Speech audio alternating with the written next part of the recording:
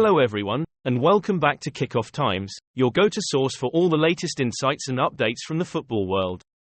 In today's video, we're diving deep into Manchester United's latest moves, both on and off the pitch, as they prepare for an exciting new season. Make sure you hit that subscribe button and ring the bell to stay updated with our latest videos. Now, let's get right into the heart of Old Trafford and see what's brewing for the Red Devils this summer. Manchester United have announced their retained list following the conclusion of the 2023-24 season, confirming that Brandon Williams has joined Raphael Varane and Anthony Martial in leaving the club. Charlie McNeil has also been released, bringing his time at Old Trafford to an end. He made his debut in September 2022. United have said discussions remain open with Tom Heaton, Johnny Evans, and Shola Shoretire over potential new deals. It adds that Omari Forson has formally been offered a new contract. Furthermore, Marcus Lawrence and Kieran McKenna will leave the club, as will under-21s player coach Tom Huddleston. Meanwhile, United's first summer transfer could be easier to finalise by the end of this week. United's PSR position received a boost with their qualification for the Europa League, and although this remains a window in which sales will be required to supplement the budget, there are players within the squad who will leave and funds should be easy enough to raise. It might be that United want to wait until after June 30 to make signings, with the substantial £150 million loss from 2020-21 set to fall off the PSR monitoring period from next month. But at the same time, they hold a stronger hand when it comes to negotiations with Everton if they need to sell this month. They have already been hit with 2 points deductions for breaching PSR, and with the takeover by 777 partners continuing to hit stumbling blocks, they might have to raise further funds to avoid the possibility of further sanctions. Jared Branthwaite is probably the most sellable asset in Sean Dyche's squad, according to a report by ESPN. United are planning to hold talks with Jadon Sancho before making a decision on his future. Sancho's loan spell at Borussia Dortmund reached its conclusion last weekend, following their 2-1 defeat to Real Madrid in the Champions League final. He had joined the club on loan in the January transfer window. His future is set to be a big talking point this summer, and it could all rest on Erik ten Hag's future at the club. Sancho was frozen out by ten Hag last September after accusing him of lying in a social media post. Elsewhere, Bruno Fernandes has been the subject of much speculation in the last few days. Concerns over his future have swirled around the United captain, with reports in Portugal that his agent has held talks with Bayern Munich over a possible move this summer. The 29-year-old has 2 years left on his contract and is also keen to extend it with a salary hike that would make him among United's top earners. But while the club is in a state of flux with no manager decision and transfer chiefs willing to listen to offers for all players bar 4, Fernandes's future remains uncertain. However, he put the speculation behind him last night as he stepped off the bench in the second half to fire a brace in Portugal's 4-2 win over Finland. The game was part of their warm-up campaign ahead of Euro 2024, with Bruno's 2 goals adding to a strike by Manchester City defender Ruben Dias and one from Diogo Jota of the Liverpool team. Orki scored both of Finland's goals on the other side. Manchester United will need to utilise all assets to maximise their pulling power this summer after a record-low Premier League finish. Sir Jim Ratcliffe's call on Erik ten Hag's job will play a huge role in the transfer market, not least in regards to Jadon Sancho. The Champions League finalist is still at odds with the United coach, having fallen out over comments on training levels. Borussia Dortmund are said to be interested in a permanent switch for the 24-year-old, following an encouraging loan spell, while a return to United seems off the cards if ten Hag remains at the helm. The likes of Antony and Marcus Rashford both disappointed this season, leading to suggestions that United could look at bringing in a new attacker. Michael Olise has been one player frequently linked to Old Trafford, despite suffering 2 hamstring setbacks. The Frenchman had been in fine form when on the pitch, registering 10 goals and 6 assists in 19 games. Olise has been selected to represent his country at the Olympics. As a result, Crystal Palace are expected to hold out for a sizable fee for their asset amid heightened interest. United cannot offer Olise Champions League football next season, so Ratcliffe might have to draw on a secret weapon. The Ineos chief has often been snapped sitting with or near Sir Alex Ferguson at Old Trafford as the rebuilding job continues. Sir Alex is also a close ally of Crystal Palace sporting director Dougie Freedman, having been his neighbour at one point. The 2 Glaswegians were photographed leaving a restaurant over the weekend, their friendship still clearly strong.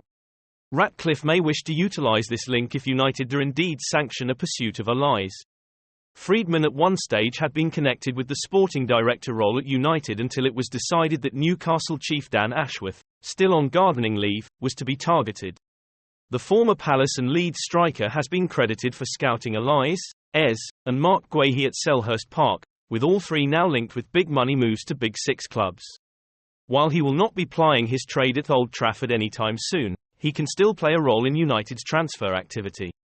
He will almost certainly play hard ball over any approach, but perhaps his friendship with Sir Alex will soften his stance if indeed Ratcliffe opts to take this route. It's far from a surefire way of securing a transfer, but it certainly gives United the advantage they need in the race for Allies. On the other side, João Neves has told Manchester United what they want to hear amid transfer links. Benfica starlet João Neves is continuing to be heavily linked with a move to Manchester United ahead of the summer transfer window, with just over a week to go until it opens. Speculation linking the Benfica ace with a move to Manchester United is mounting. United have plans to strengthen their midfield options this summer, and Neves, 19, is a player they have been linked with consistently over the last few months. The youngster is regarded as one of the most promising central midfielders in Europe and is not light on suitors. Primarily a defensive midfielder, he fits the bill for what United are set to be looking for. The club is highly likely to say farewell to Casemiro this summer, meaning they will need a successor. The Brazilian regressed throughout the 2023-24 campaign, meaning he needs replacing. United need fresh legs at the base of the engine room. Despite only being 19, he has already played 75 times for Benfica, including 9 appearances in the Champions League. He was a regular fixture in the team this season, making 55 appearances across all competitions. According to Portuguese outlet Record, United have seen an opening bid of £51 million rejected for the youngster. Neves' release clause is understood to be £105 million, meaning the Reds have fallen well short. Whether United will go back in with a second offer remains to be seen, but they already have the knowledge that the midfielder has refrained from committing his future to Benfica, leaving the door open for a move elsewhere. Speaking back in February, the Portuguese, who has made the squad for the European Championship, said that staying at Benfica next year, "I can't promise anything for next season. My wish at the moment is to stay at Benfica, and then we will see." You never know. The fact that Neves has refused to rule out the prospect of leaving the Portuguese club could be music to United's ears. They need to recruit younger legs this summer, and Sir Jim Ratcliffe has already addressed the need to change their recruitment strategy. Neves is a player that fits that vision, but he is not going to be a cheap addition. United need to strike a fine balance between recruiting young players and not paying over the odds. Neves, however, has demonstrated all of the hallmarks of a player who has plenty of potential. He is solid in possession and has an excellent reading of the game.